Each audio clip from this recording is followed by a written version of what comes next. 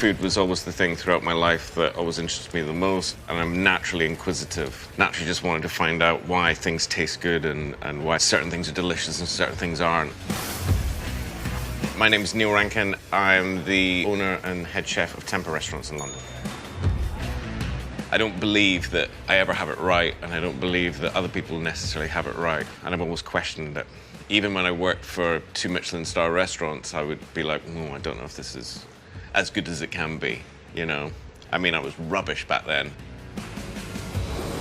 Meat in general, I just didn't think anybody could barbecue in this country, and nobody was really doing meat the way I wanted it to be. There's a very sort of regimented chef's thing where people get a steak and they go, I've got to get these bar marks, I've got to go and you get these things in a lot of bistros, and you'll get that sort of X sort of thing. I hate that. When Eat My Dust was suggested, I naturally went to something which was a sort of seasoning or a rub. And then looking at it from a sort of natural perspective, I went to stuff that could be forage or something that came from the natural terroir of what I wanted to season. Cornwall's basically on our doorstep in London. We've been using meat and fish, and most of our vegetable supply has been coming from there for the last 6 years. And I understand more about that region food-wise just through speaking to farmers and meeting some of the growers in that area. Morning. How are you doing? I'm good, thanks. Welcome to Cornwall. Let's go and pick some heather. Mike Destromilo is our supplier of wild ingredients. He has a vast knowledge about where these foods come from. So the bell heather, as you can see, is starting to dry naturally, which is good for you. Yep. But I found a little patch over here that is nice and fresh, and we'll start picking that. Beautiful. What we do is we prune the bush so that there's enough left for the birds and the bees and for regrowth. So it's about sustainability. So who else is picking this stuff apart from trendy London chefs? The locals pick it, but the main people that pick it are the wildlife.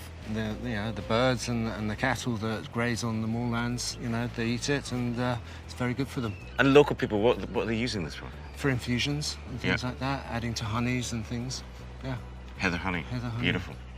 I'm looking for something with a lot of colour and vibrancy for the plate. It's a very black dish. I wanted something a little bit herbal. I wanted something from the land. And just about the dynamics of what things are eating. And I just sort of believe in that. I believe that, that things that grow near the cattle and things like that have some sort of flavour symmetries with it. A natural connection between, what's growing in the wild and what we're eating. And if you marry them up, they work very well together. What are you looking for next? So I want some coastal herbs. I want something really salty and minerally. Natural salts. Natural salts. Perfect. No, just the place.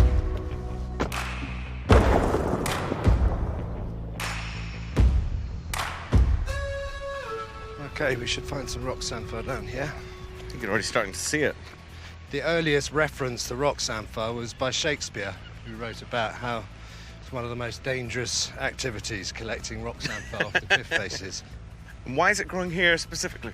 Well, it likes growing by the coast because it gets the moisture from the sea, so it's not dependent on whether we have rain or not. And it has a beautiful coriander flavour.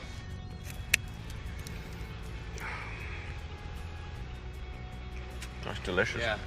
And you see what you got growing right next to you. You have salty fingers. These are the salty fingers. Yeah, and these are native only to here, you were saying? They are. And they've just flowered, so they've changed colour. Normally they're a nice dark green, but when you bite into them, it's like biting into a wave. It's like a moisture with a slight hint of saltiness. Super nice. There would always be a time when this was people's livelihoods, and this is how people ate and people connected to nature. We're so disconnected from that these days. And this is everywhere around here. I mean, there's so much of it. It is, but as you can see, this is quite accessible. Some of the sites are really quite tricky. You are risking life and limb. This is accessible. This is more accessible than some sites, yes. Whoa, careful. Jesus. See? Very easy pickings. Accessible.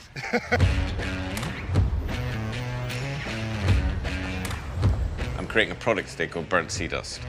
So we've got a 60-day dry-aged piece of Hereford beef here, which we've aged in-house and butchered on site. We've got a nice chunky ribeye cut here from near the sirloin end. So it's got a really nice big fat layer. And then that's just going to go straight on this hot plate. A little bit of the fat layer first. So you're cooking in its own beef fat. You want to hear that sizzle. And then what we're doing is we're moving it around, but you're just doing it by ear. So you're listening for where it's noisy. You can almost do it blind. And then once we've got enough color in it, we're gonna move it to a slightly softer location where it doesn't have so much heat and it's just gonna gently cook out. For the rest of the dish, we're gonna make our dust. So we've got the rock samphire that we picked the other day. Tastes a bit like coriander, that flavor, really intense. We've got the sea aster here from the same area, and we've got sea beet. And these obviously have a really high salinity and minerality. And what we're gonna do is we're just gonna make an ash out of these things. So we're gonna stick it straight on that fire and burn it till it's black. And then we're gonna sieve it out and use that as a salt. And then the other thing that we picked yesterday was this heather. Has that flavor that game birds, why game birds taste so gamey and why I think British meat tastes so gamey. There's a flavor of that in this, and we're gonna mix this with the salt. So now these are properly burnt. Just kind of shake them through. As you can see, we get the ash through the bottom. We've got our dried seaweed. It's just gonna crush up a little bit. And then along with our dust, we're just gonna pound this out. Okay, so we've got this really nice and ground down, and this is our dust. So on here, I'm gonna take a handful of this. Some sea salt, this dried heather, and just a few slices of the steak. And here we have it. We've got our aged beef here, cooked medium rare. We've got our burnt sea dust, and then we've got a bit of salt with our dried heather. On the day-to-day basis, things that gives me most pleasure is just seeing people enjoying my food. That's the end goal of anything we do. People's enjoyment, people's happiness, and people getting something from your food that they otherwise didn't expect.